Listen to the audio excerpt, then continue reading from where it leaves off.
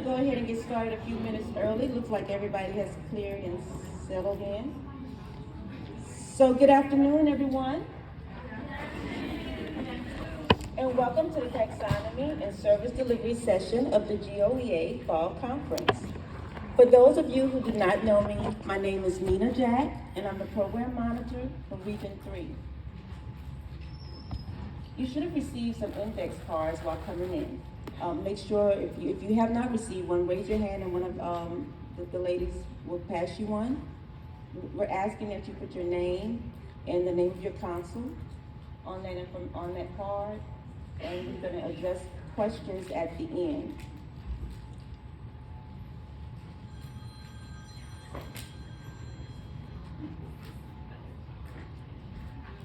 This session will cover the following areas: the GOEA taxonomy, priority requirements, Title III C1 and C2 decision tree, the Louisiana Independent Living Assessment Form, the National Family Caregiver Support Program, information and assistance versus information and referral, Exhibit 2, and reporting.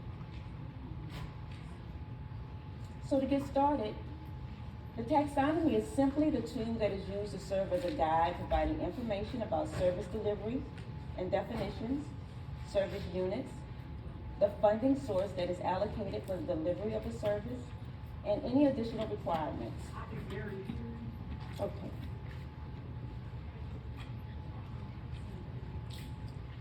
The taxonomy can be found, is that a little bit better? Okay, thank you. So I'll start that again, okay. So to get started, the taxonomy is simply a tool that is used to serve as a guide, providing information about service delivery and definitions, service units, the funding source that is allocated for the delivery of the service, and any additional requirements. It can be found on the GOEA website at goea.la.gov.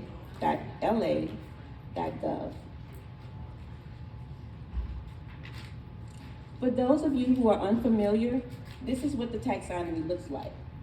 It has been updated for the current planning cycle, so please make sure you are using the 2024 through 2027 version of the taxonomy as your guide. The taxonomy is broken down into 3 different sections. We're going to start off with service and definitions, which defines the services each council is registered to provide. It is also the required services. And an example of a required service is telephoning, which is simply contacting individuals by phone on a routine basis to provide comfort, help, and determine physical status.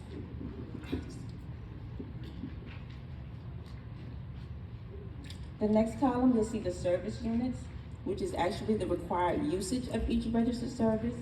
It also indicates how each service is counted or weighted.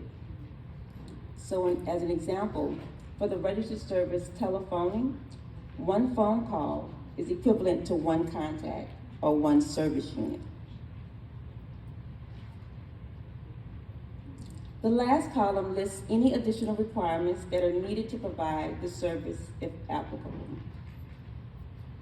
So as an example, employees that are hired to work with seniors who receive in-home services are required to pass a pre-employment background check, the National Sex Offender Registry check, and have certification in basic first aid.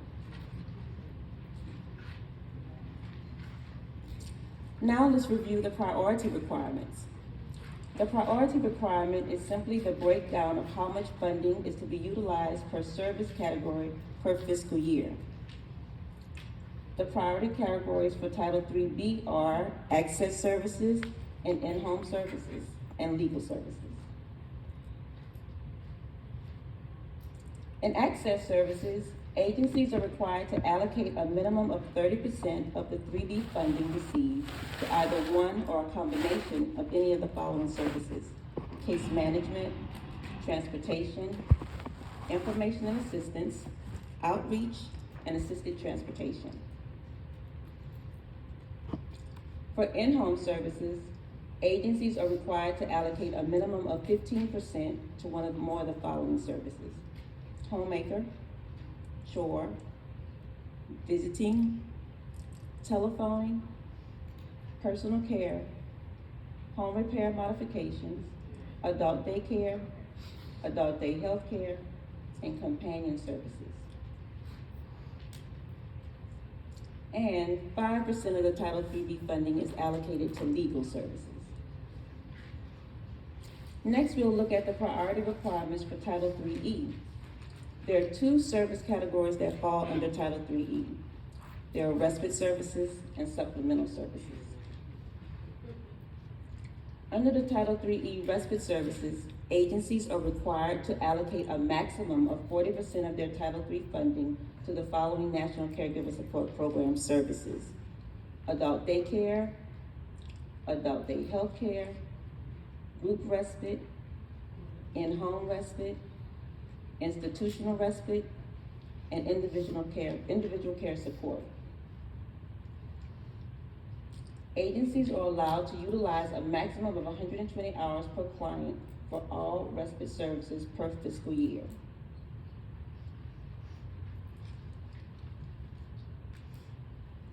Under supplemental services, agencies are allowed to allocate up to 20% of their Title IIIE funding to the following National Caregiver Support Program services: chore, homemaker, material aid, personal care, companion, formerly known as sitter services, home repair modifications, and home delivered meals. If for some reason agencies foresee the need to utilize more than 20% in supplemental services, a waiver may be requested from your program monitor with the appropriate justification.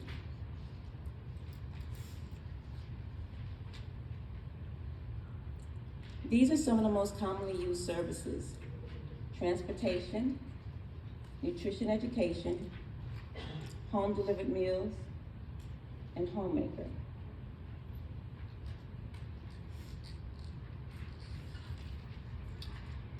Now let's spend some time reviewing the service delivery decision tree for congregate meals and home delivered meals.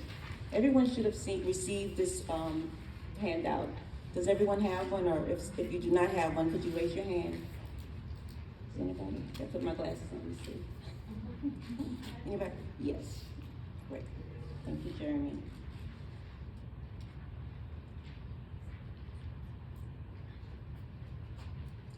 The Title III Congregate and Home Delivered Meals Delivery Decision Tree can be found on the ACL website. Please use this resource as an aid to assist you in determining if an individual should receive a home delivered meal or a congregate meal.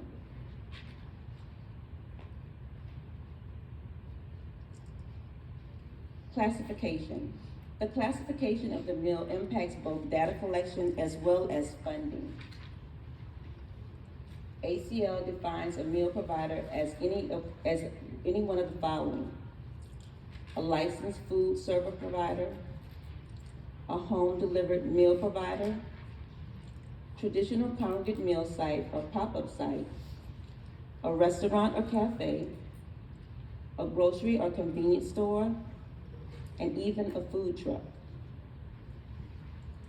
Now, we all know that home delivered meals are carried out, delivered, and consumed at home without congregating, right? We know that, right? Okay, great. However, congregate meals have multiple forms of service delivery and may be classified as a congregate meal if delivered and consumed at home while congregating.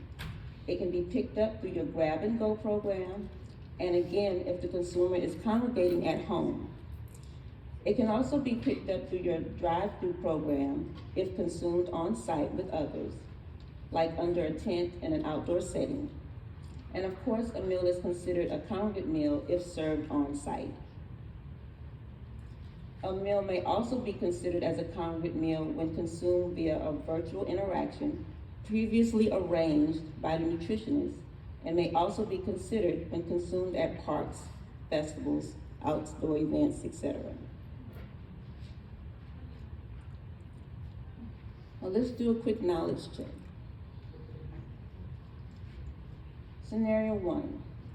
So if Ms. Wilson has just been discharged from a rehabilitation facility after suffering a stroke. She has minimal limitations. She can talk, see, and use her hands. She has also just received an iPhone 12 for her birthday, and she knows how to use it. Can Ms. Wilson participate in the congregate meal program? Right, very good. That is actually correct. She can participate in the congregate meal with her counterparts and remain connected with her friends at the Senior Center by participating via Zoom, FaceTime, Google Meet, or a similar phone tablet application. If, and only if, the interaction is arranged by the nutritionist or nutritionist provider, and if the Senior Center has the equipment to accommodate it.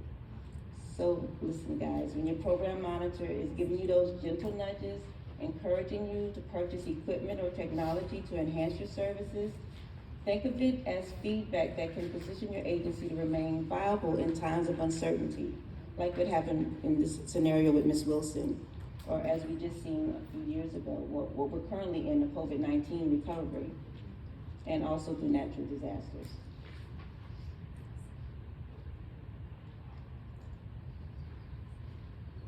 Scenario 2. Senior Center participants attends the Jambalaya Festival. Prior to the event, the nutritionist contacts one of the vendors and obtains their menu to assess nutritional value. It was determined that the vendor's meal meets the nutritional requirements and has an alternative entree for those who require a special diet.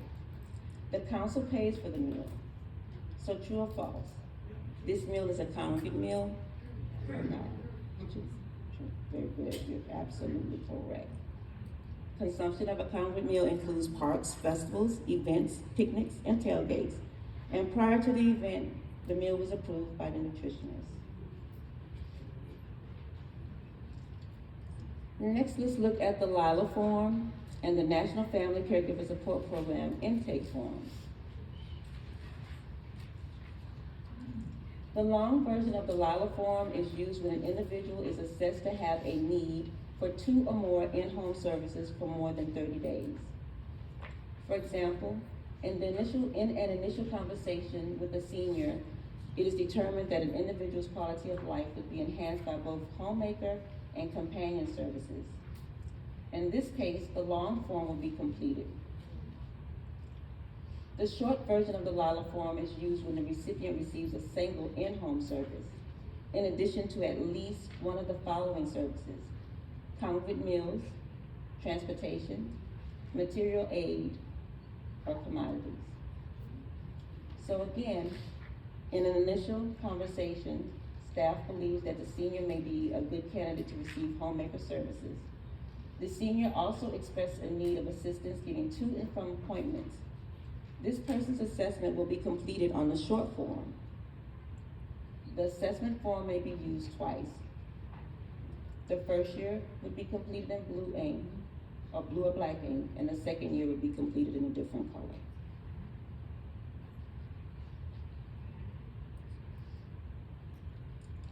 Service recipient priorities and eligibility requirements.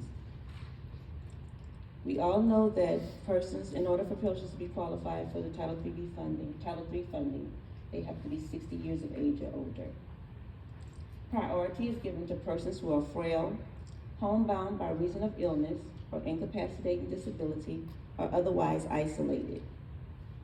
Persons with greatest economic and social need, with particular attention to older individuals who are low-income minorities, have limited English proficiency, and or reside in rural areas. Regarding contributions, services shall not be denied due to an individual's inability to pay or contribute to a particular service or program. So let's just say an individual utilizes your transportation program, and your council recommends $4 as a recommended donation. If the individual does not have the money to pay or is unable to pay, we cannot disallow them from using the service. No one here is doing that, right? Right. For the National Family Caregiver Program, the assessment documentation includes information on both the caregiver and the qualifying individual. The form can be used twice.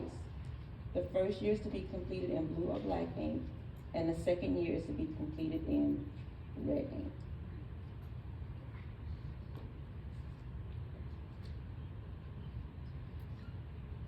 The Family Caregiver Support Program is designed to give added support and relief services to family members who are caregivers or to older individuals who are relative caregivers. Funding for the Family Caregiver Support Program comes from the Title III funds, 40% or more from respite services, and 20% is from supplemental services. In this program, the caregiver is the recipient of the service, and the qualifying individual is the individual receiving the support services.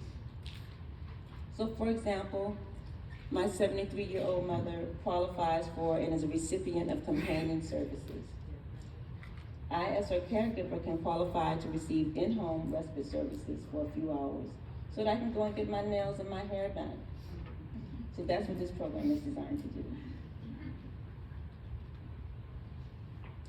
Now we will look at the differences between information and assistance and information and referral.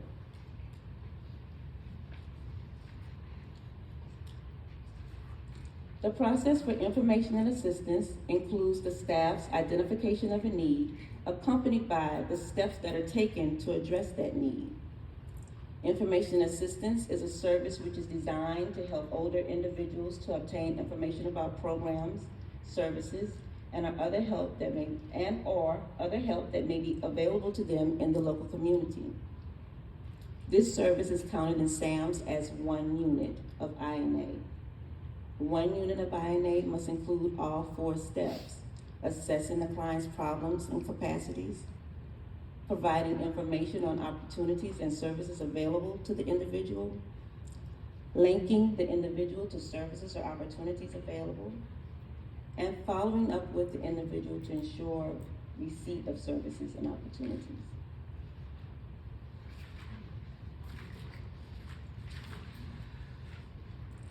Unit of Information and Assistance and INA. A unit of information and assistance is counted at the time of the client's initial assessment. All active clients are required to be assessed annually, and a unit of INA is counted annually. If the client's situation has significantly changed and an assessment is completed, then a second unit of INA can be counted. So let's say an individual who normally goes to the senior center to eat lunch has a fall, is hospitalized, discharged, and now has difficulty ambulating while working to recover and is requesting home delivered meals. A second assessment would be completed in this type of scenario, and a second unit of INA is counted. The total number of INA units should be closely reflective of the number of unduplicated clients.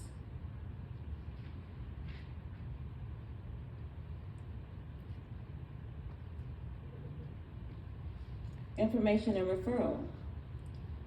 A service is classified as information and referral when the individual only wants information. If the agency does not provide the service requested, if there is no independent living assessment form or National Family Caregiver Support intake form completed, if an individual is not linked to a Title III service, and if there is no documentation of a service, and if the individual is not entered into SAMS and it is not a registered service.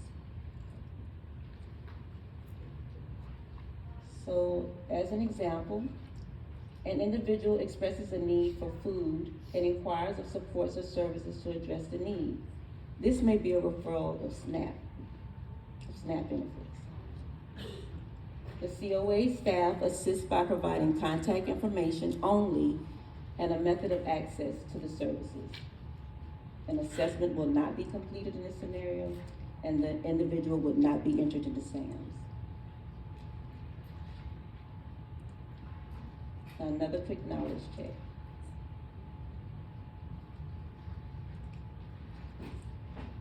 A senior contacts the council and needs help with applying for Medicaid. Would the recipient receive information and referral or information and assistance?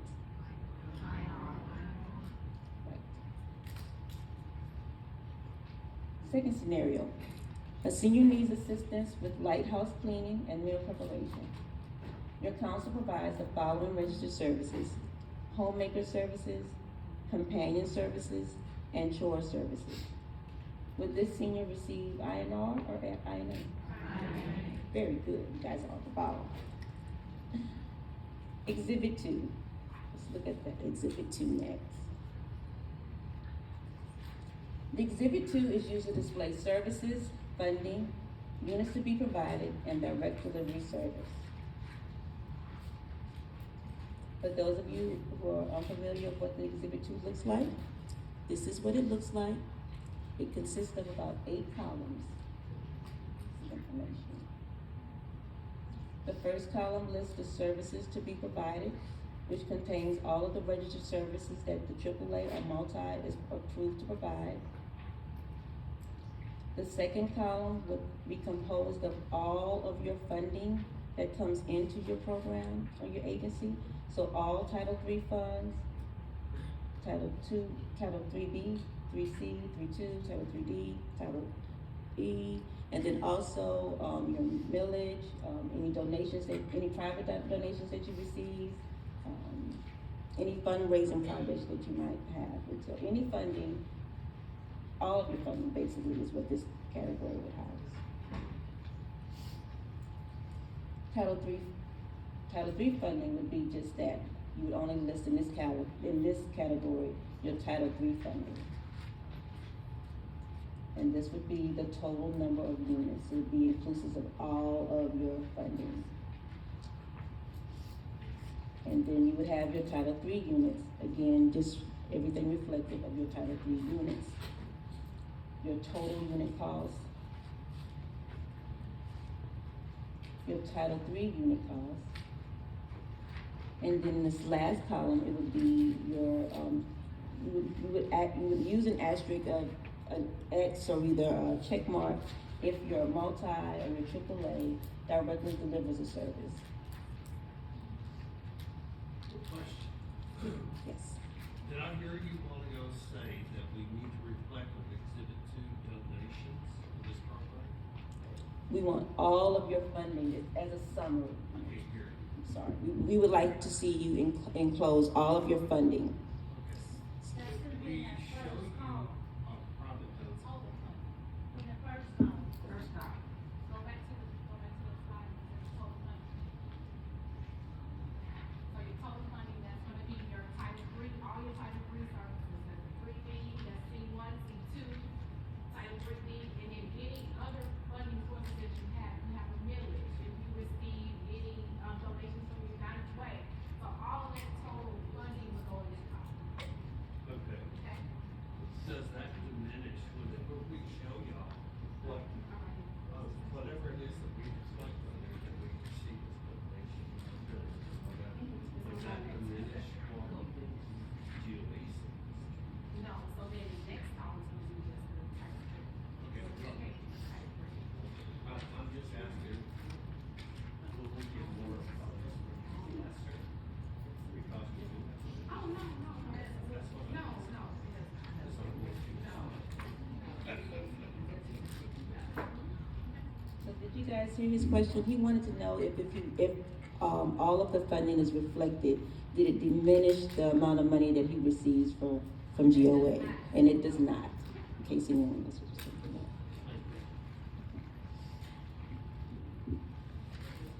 But you capture it, why? So why do we capture that as clear, Keisha? Why It's do just we? the total, just how much, however much money that you're getting, it's not even, we're not counting it, it's just, that's a part of the Exhibit 2. It's just showing that we give you seed money, we want you to grow that money. Right. So it's just showing, hey, you got these other sources, we're just looking at that, that's all. That and the legislation has that here out there seeking the Right. funds. Sustainability. Yeah, Y'all sustainability. get this much, short this much, so we say, no, this much. Correct. And if they see you get it, then they. Well, right, then they don't bring that right. Yes, you work for it, or you want, but we give you the seed money, in order to let it grow. Now, important facts about the Exhibit 2. The Accounting and Finance Department receives your entire budget package, which is inclusive of the Exhibit 2. HCBS, your program monitor, receives your Exhibit 2 for review and approval. It is submitted to us twice a year. The original is submitted by June 1st in preparation of the approaching fiscal year, and a revision is submitted by April 30th of each year as needed, or if needed. Now let's talk a little bit about reporting. The tracking of units is reported progressively in increments of 25% at the end of each quarter. Agencies should be delivering an average of 25% of their total allocated budget per service category each year. So by the end of each fiscal year, there should be documented utilization of service delivery for 100%.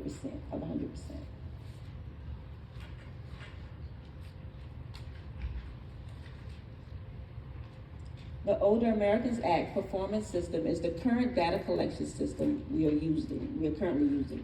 It took the place of NAPA's.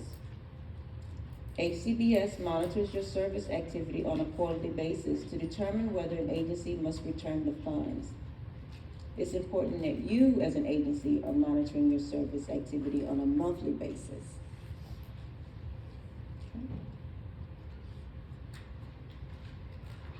That's it. Any questions? Do we have questions on the cards?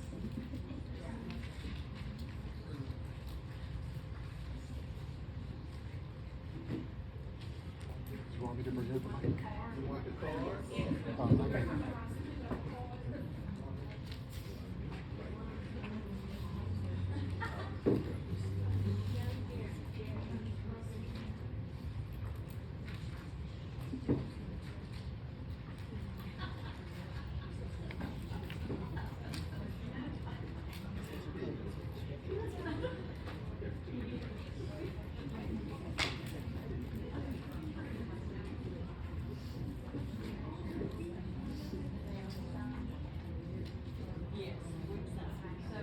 Any other questions?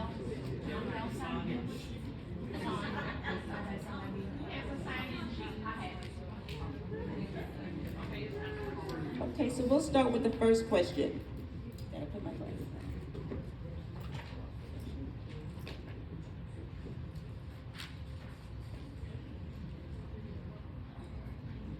on. A home delivered meal client eats her meal at home with her granddaughter. And the question is this a congregate meal? I'm gonna read it again. I think the HDM stands for Home Delivered Meal Client eats her meal at home with her granddaughter. Is this considered to be a congregate meal? It's That's not. what this says.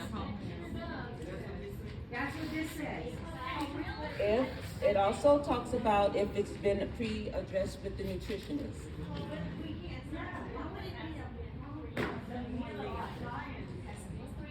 I'm not. Wait a minute, they have to be pre-approved to be with their granddaughter? I'm confused. No, we're talking. So the question is a home delivered meal client eats her meal at home. A home delivered meal client eats her meal at home with her granddaughter. And the question is it a congregate meal or a home delivered meal? It's a home delivered meal.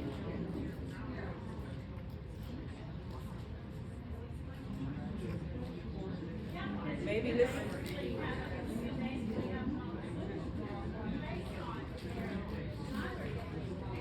Correct. That's what we talked about. And it is also pre-approved by the nutritionist, so it's not like it's a spontaneous. It's not some. That's not what it says. This says, or group interaction arranged by the nutrition provider. So the nutrition provider has arranged for a group interaction, not that the nutrition provider has arranged for any kind of other interaction. But the group interaction can be virtual or she can. Correct. Right. Correct. Virtually, while the other group is meeting at the senior center. So it's in or. It's and or, correct, it's and or. So does the group only apply for, also an older person, or it could be a younger person residing in the home? It doesn't, it doesn't matter, because if that granddaughter is like, I guess, labeled, then, No, she just happens to live at home and they live together. So that's like a congregate setting. right, it has different scenarios that can actually. This is kind of. So this is what you can actually use to determine what's the best solution, how you actually. Not alone, she could be covered. Right. So that's a congregate. So what's the husband and wife? Right, because they're, it's the same person, yes. As long as it's pre-approved by the district. As long as it's, that's it. The interaction that has to be pre-approved or the meal? The meal has to be approved. Yeah, we know it's pre-approved. Yeah, we know it's pre-approved, but I know that they. But you still can follow these guidelines. Well, I think we're trying to make the guidelines hard and clear enough for us. Okay, let me make the guidelines So clear. the thing is, go ahead. I'm gonna make the guidelines clear. Let me go back. Policy is written so you can move how you need to. You ask too many questions, you're gonna tie yourself into something I'm gonna have to tell you no about. Right. And keep in mind, every situation is going to be different. As long as you don't. You're all right. This document was created by ACL to help get you a starting point. Now, the one thing I have not done and intentionally did not do before we got here is highlight any keywords on what you should focus on, because my favorite words written throughout any policy that applies to the Asian network is, it is to the discretion of management. So, like Ms. James said, when you decided to assess that person, determine they were home delivered meals person, right? And this is another reason why we have not been very stringent on what this decision tree could possibly mean. We're gonna go with what it means for you. Right now you have ARP dollars. If you have a home delivered meals client and you got way too much C1 money, you might have to say that person is being covered by ARP C1, even though they are a home delivered meals client prior to, by definition, prior to COVID. Original definition, that's better, Ms. Donna. We have people that need to sign every day, but we had to close because of a hurricane, and so we got the shelves filled with meals. In the past, we used to count as 100 because they were out of conference participants, and just so happened they took an extra meal home that particular day. Are they C1 or C2? Because they would normally eat at the site every day. Okay. In the past, we had to follow the revised statute on what a congregate meal was. And we had to not unpack too much whenever we experienced a weather event. They were traditionally C1. We budgeted them as C1. We're gonna keep them as C1. Right now, today, depends on what money you're using to cover the cost of that meal. So if we pay out of C1 pot, they can still count as C1 meal, because they're normally a C1 client. Because when you assess them, you determine that C1 money could cover any meal they consumed. Right. We do units at the beginning of the year, we were counting, we served 250 days at that, and then a hurricane or ice storm comes, it throws our units all back, if we have to count as C1. But if you had to change it, you would be going back and forth. Yes. C1 is C2, so if they're normally. A C1. They stay a C1. Because that's what you budgeted. You have, this is the idea of where you are now. Plus at one time, way back, they really wasn't supposed to get votes, because if they were considered a homebound person, they shouldn't be on the C1 roster, because they can get out to the site, so y'all were watching that at one time.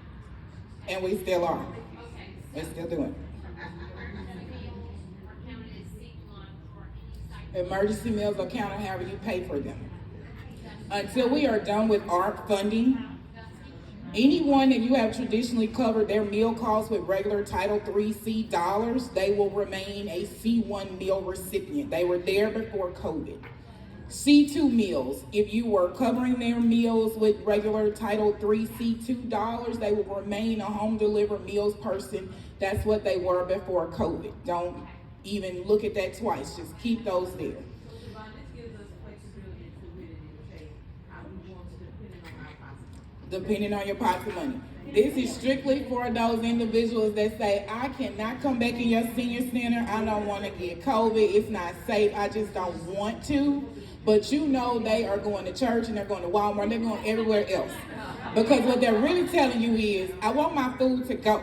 I want my meal and I'm ready to go. I don't want to. So depending on what you know about them, if you know they go over to the local park and they sit and play bridge or bingo or whatever with a whole group of friends, and you have a ton of C2 ARP money available, and that's how they were able to come pick that meal up, their meal is paid for by C2 ARP and their unit is counted under there. That is where you stop. Do not determine what kind of client that person is, because they're ARP client, they temporary, and they're going to be mad at you when you kick them off June 30th. So that's it. There's no additional questions. You're maintaining a roster of permanent, existed before COVID funds, and a separate roster of these people gonna be so mad at me and gonna give me a hard time come June 30th, 2024 when all my extra money is gone, or prior to me. Anything with regular Title III dollars, follow the traditional definitions. Anything with ARP dollars, call your neighbor, call GOEA, call anybody, but that is where you refer to this. Most of your traditional C1 and C2 dollars, you will not have anybody saying, oh, I just want to come pick it up, more so than you have those new people that knew it was not a thing prior to COVID existing. You're welcome. Next question. Do we have the option of saying that there is no drive-through? You do. You have the We option. don't want to do drive-through. Yeah, carry out, grab and go, drive through are all to the discretion of the area agency and what works for them. It does not work for some area agencies. It really puts you in a bind. That it all rolls back into your budgeting. When you decide how much money you have and what your needs are, if you don't need somebody just coming just to bully you and saying you have a drive-through, and then you know they're not gonna even eat the food, they just throwing it away. If that's not your best effort, then don't do that. Because if they can come drive through, they can also get out the car, even if they leave it running, and come inside, get their meal, and keep it moving. But it's seriously up to the AAA. We won't mandate who must do what anywhere. But I have a question.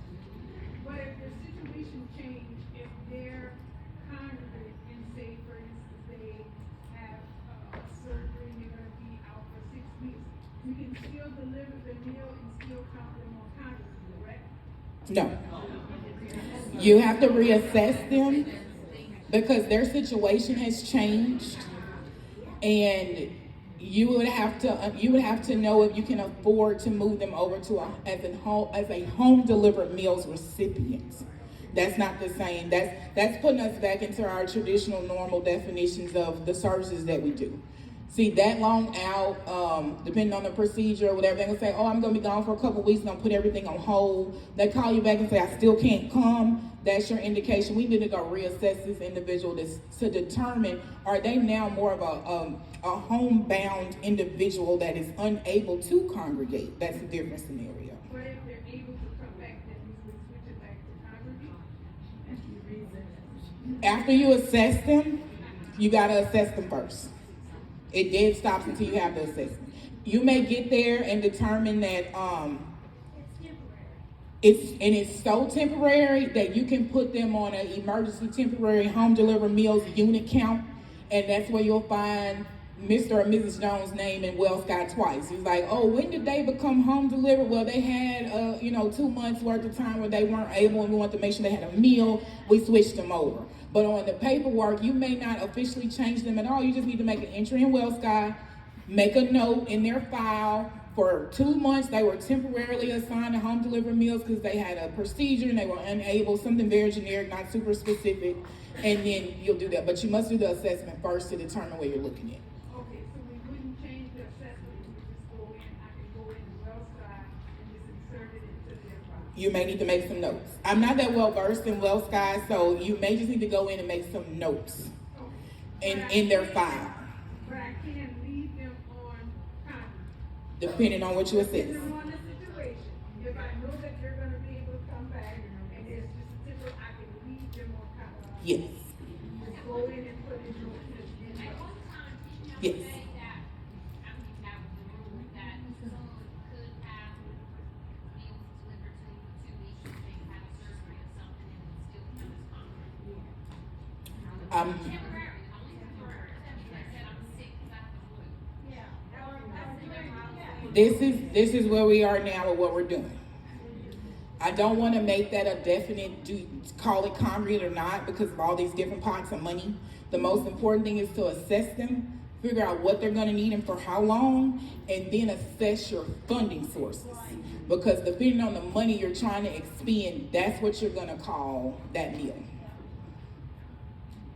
Because you have the room to do it. So right now we're still in a slight freestyle mode, because you want to make sure that you're expending all your dollars, not sending anything back. At the end of this in 24, that HCBS money is gonna be gone. That's right. I do not know this for sure. As far as the overlap of the funding itself, all federal funding ends September 30th. We cut off June 30th so we can get our own reporting done as a recipient or a reporting requirement for federal funds. I would imagine you guys will have through June 30th of 2024 and not through September 30th. It won't give us enough time to report in October what we need to report.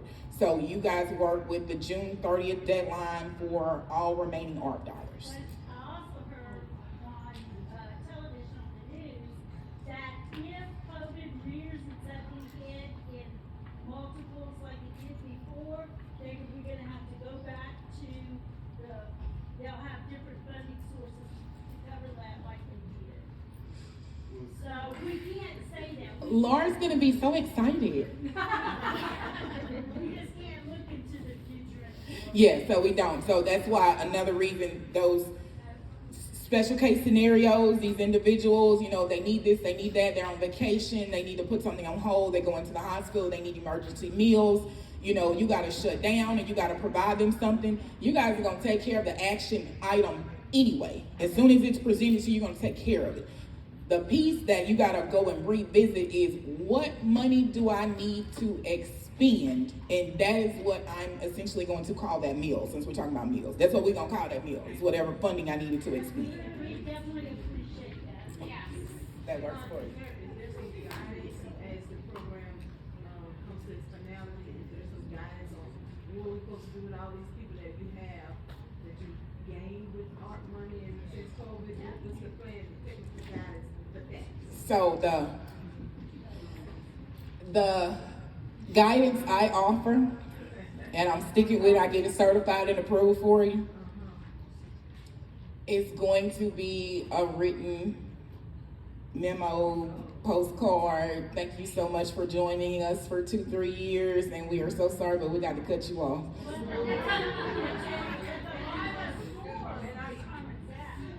It does, but because I have to do what is best for you. You're gonna go with the roster you had before COVID, and you cutting off everybody that came on in 2020. They gone, and if they want it bad enough, they know where to find you.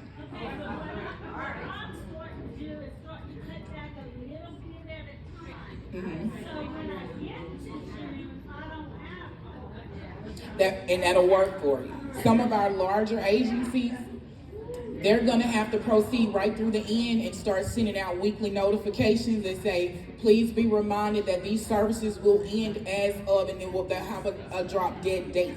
They will end, they will be completely cut off. And I'm sectioning them also, they want to see they have to do it anyhow. Yes. Now, I just don't want to die. Right. And while you're doing this, you're going to have those assessments, your regular reassessment procedures, on your regular routine people, and then you'll have your newly added people as of 2020. Your regular people, if they're in better condition and that LILA score is giving you they're able, they need to call one of the CSEP providers and go do their 4 years and, earn a few dollars. Then you're gonna cut them off too. They're just gonna get a different level. It's gonna be, thank you so much. We have a senior that is in more greater economic need than you are, and per your assessment. But there's just a way that we handle it. Oh, and if Shirley wants to sign it, I'm gonna sign it myself.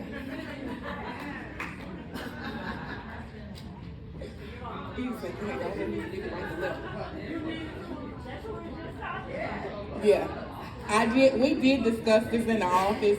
It will be better received from the funding agency to ensure that everybody understands this was not something that was decided upon by any of the area agencies receiving this funding. It was literally stated in the federal guidelines that say, hey, Congress said they can get this money and they can help anybody they can help. But when this money ends, those individuals also cease to receive any additional services. So we'll be able to do that from our level.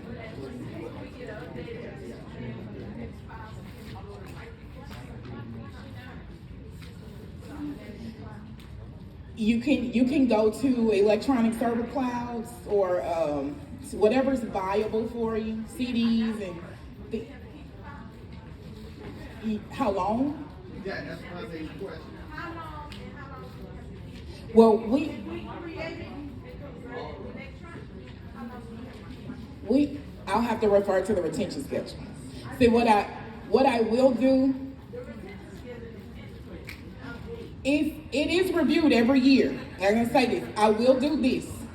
I will take a blank retention schedule and I will put it as a guide for the councils on aging, and I will have maybe the Amanda in the AG's office review it as far as appropriateness, and we'll offer it as more of a sample for you guys to follow, because that's what we suggest anyway. But I'll take off anything that doesn't apply, and then I'll add what does apply, because we've gotten this, and this is where we are with this. The federal government is gonna come back 3-4 years from today and ask us about something in 2020 just for covering, the effects of receiving this funding, and we just want to make sure we have all our documentation in place. But you won't have to keep anything longer than 7 years, and I'm not gonna say that's everything. I just think the longest time frame I can recall from the retention schedule is 7 years. So, and then, space-wise, switching to electronic files are much better for you all, because I won't be approving any use of Title III, state, or any other dollars to buy buildings for storage.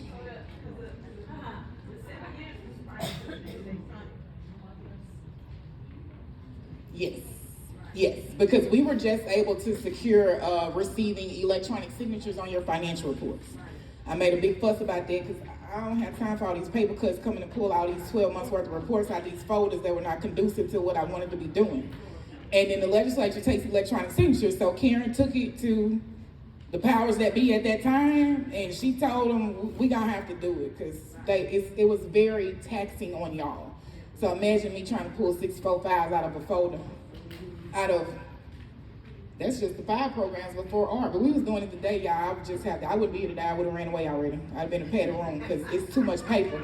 So I can imagine the struggles y'all deal with the papers and the assessments and the client logs. So yeah, that'll, we'll look at it, we'll tighten it up, and we'll put some on the website for y'all to refer to more quickly than us trying to find the retention schedule. Because I don't do well with the retention schedule. HR is on me did they ask you? They asked me 2 weeks ago, and did they ask you about the retention schedule? Yeah, because I didn't answer the email. It gives me anxiety, so I understand. I don't like the schedule, it's weird. But it has been reviewed by legislative auditors several times, and we, as a state agency, because of the different types of funding we get, and the people that we service, we're required to keep those things and figure it out every year when we have to do our file dumping. But we now did get approval to go electronic only. So I don't print out all the stuff y'all send me and make a paper file. Any other questions? Nina left me. Oh, are you picking up questions? Oh, she's picking up questions. So actually, we're doing our door prize. If Oh, we did not answer your question, your program monitor will follow up with you if your question did not get answered today. But anybody that did not turn in a card, I want your card for door prize.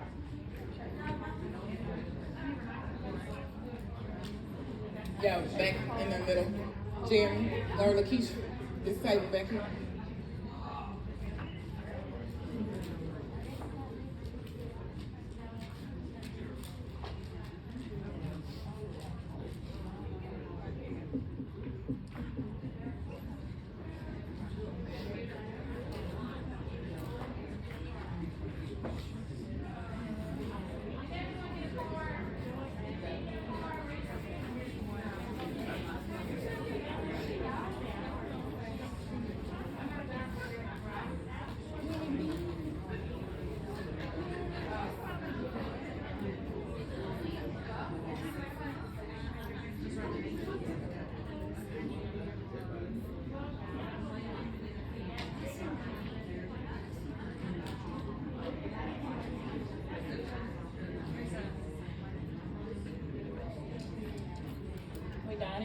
Jeremy, do you still have your bag from last time? If not, there's one up here that you can use. You're welcome. Y'all have any other questions? Yes? Oh my, should I run away? Well, that's where it starts. Know where to find me and stuff. Yeah, any of those, I think that one's good. That one works. Just take the stuff out of it.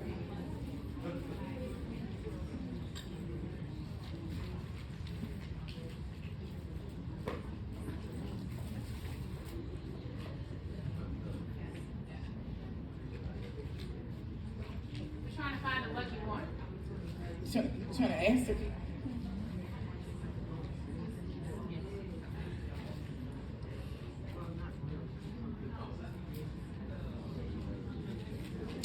Oh, I want to say this. I meant to say this. Well, I thought about saying this earlier, but I didn't want to. I shouldn't have said it then, but I can say it now. I have not forgotten about service procurement. I just only have 2 hands, but sometimes I gotta act like I have like 25 of them.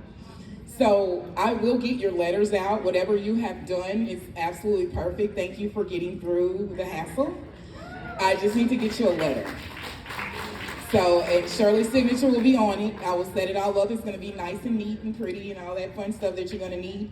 Now, on the back end, if I send you some requests to make some changes, it's because you always needed to make those changes. Does not nullify the approval at all. But what we would like to do is set up your template